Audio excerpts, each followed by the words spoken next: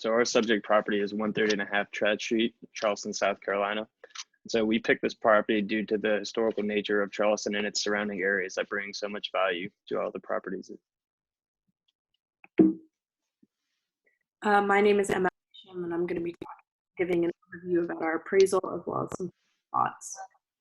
Our appraisal was completed by CU Appraisal LLC, including an estimated value for the subject property based on current market in South Carolina. After calculating the results of the sales comparison, cost, and income approaches, we estimated the value of our property as of April 6, 2020, to be $985,587.33.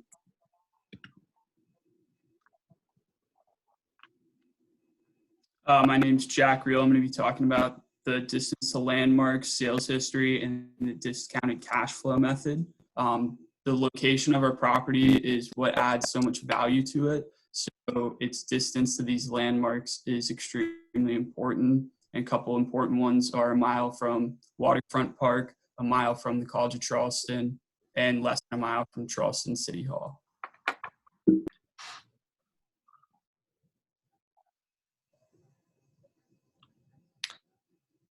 So my name is Cole Mason, and I'll be covering zoning for our property, the sales comparison approach, and the cost approach as well. So for zoning, our subject property is zoned under Charleston zoning regulation. It is coded for DR1F under Ordinance 2020-03 and 004 regarding single-family houses attached and detached.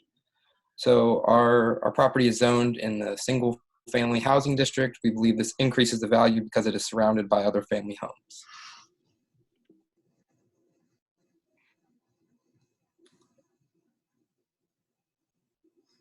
This is the sales history of our subject property. You can see a table and graph showing the history. There's been a very steady rise since it was first listed in 1999. And interestingly, it was posted about 4 months ago, and the price was slashed by 8% or $100,000. And that's what it's currently listed at, is the $1,089,000. And you could say it would be a great investment if you were to buy it 20 years ago. My name is Allison, and I will be discussing the comparable property map, each comparable property, as well as the income approach direct capitalization. Here's the comparables map, and you can see the subject property is the orange pin, and each other comparable property is indicated in the key by a different color pin. And you can see they're all in the same area for the most part.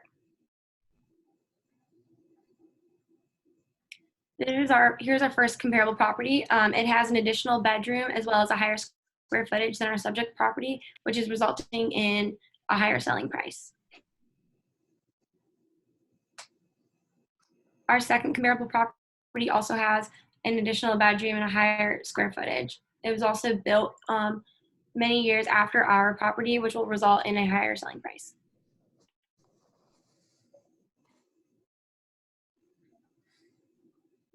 This property was also built only 20 years after our subject property, making it very comparable in design, but it also has an additional bedroom and 98 more square feet, so it will have a higher selling price.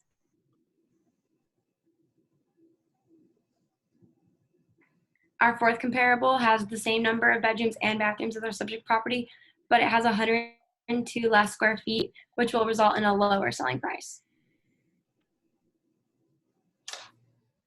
Our fifth comparable was built 1 year prior to our subject property, and it has the same numbers of bedrooms and bathrooms, but it has 392 more square feet than our subject property, which will result in a higher selling price.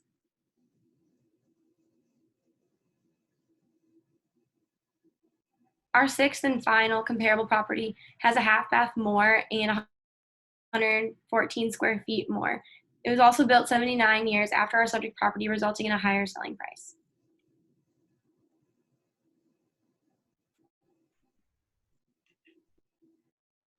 So looking at the sales comparison approach, we started with sales comparison descriptive statistics. So we looked at the minimum, the average, the median, and the maximum for price, year built, lot size, square feet, price per square feet, bedrooms and bath.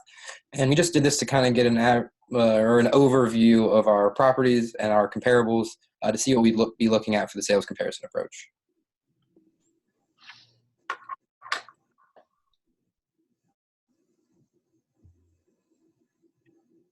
So this is our sales comparison data. So this is our data for our subject property and all 6 comparables. We looked at square feet, year built, bedrooms, bathrooms, land size, garages, time from sale date, school district, sales price, and price per square feet. We made adjustments for each of these. So then we ended with a final adjustment in price. We have an adjusted sale price and an adjusted price per square feet. So we use different comparables for each variable, either year built or bedrooms, to calculate the adjustment for each column. And we ended up with an average price for our comparables after adjustment of $818,146.25. So next we have the cost approach. So our estimated replication cost was done by costtobuild.net. I'll show you on the next slide how we got that exact number. So it is $529,965. We less estimated accrued depreciation, which to calculate, we took the replication cost, we divided it by the expected life of the property, which we found from different websites, and it was estimated for a historic Charleston home to be about 420 years. We then multiplied that by the current age of the property to get depreciated cost of the building.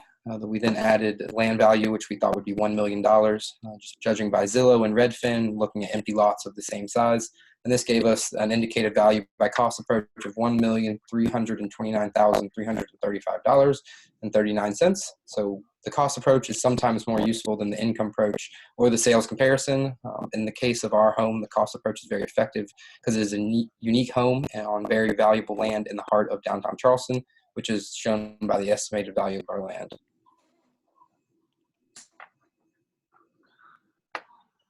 So I stated earlier, this is the replication cost data. So we used pictures of the interior of our home to account for changes in drywall, window, hardwares, appliances, roofing, exterior, and it gave us a total cost to build of $529,965.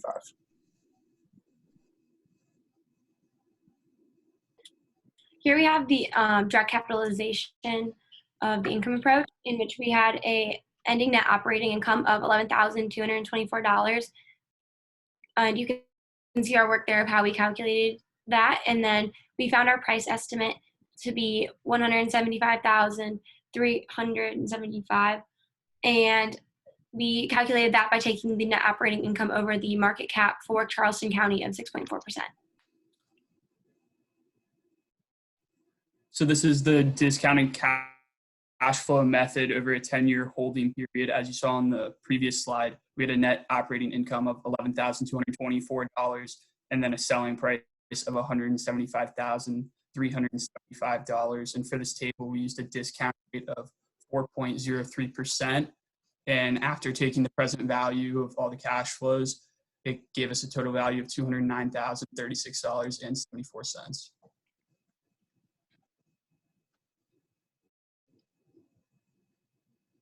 So for our final evaluation, we felt that the income methods were not a very accurate representation of our property's value. So we gave both of those 5%, and then the remaining 90% we split between the sales comparison and cost methods. And after totaling all those up, we came to our final appraisal value of $985,587.33. So for some final thoughts, we weighted the sales comparison and cost the most because they're most suitable for our property. The sales comparison single family home, and the cost method because it's a unique property with a high land value. The income method approach is largely relevant because their property doesn't generate income and thus are weighted the least. We believe that the estimation to be the best estimation possible for the current market conditions for the value of our property. And we believe that our property can sell for a higher price because it is a unique historic home and a desirable. This on top of Charleston's high population growth rate makes the demand for properties such as ours very high.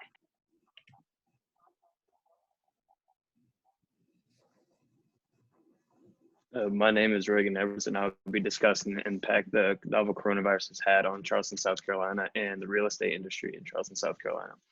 And so we've all obviously seen like the way the effects of this virus altered the way that we communicate with each other, and even the way that we are having to present. That being said, I would like to discuss the impact that the virus has had on Charleston and real estate industry. And so the city of Charleston is one of great history, and because of that, the city brings in lots of revenue through its tourism and dining scene. And on March 17th, Governor McMaster instituted a mandatory closing of all restaurants and bars, and so which would have obvious effects regarding the revenue that the city generates. So now to discuss how real estate has struggled in the city of Charleston. And on March 16th, further regulations were imposed by the National Association of Realtors, who issued guidelines regarding incoming changes due to the coronavirus. Some of these new changes enclosed in the document are the change from in-person showings to virtual showings, discussion of previous travel of where the coronavirus is widespread, meeting clients at said listing properties as opposed to driving them around and having that personal interaction, and the adjustment of open houses. So a common theme amongst these changes is the attempt to limit as much face-to-face interaction as possible. And real estate is such a personal practice where you form a connection with the people you are working for to find a home for them to start a family or whatever may be the situation. And so with the decreased personal interaction, I feel a large component of real estate is lost and a lot of value is left on the table for these people. And so thank you all for listening to our discussion and our appraisal report. I hope it was both educational and beneficial and entertaining. Thank you.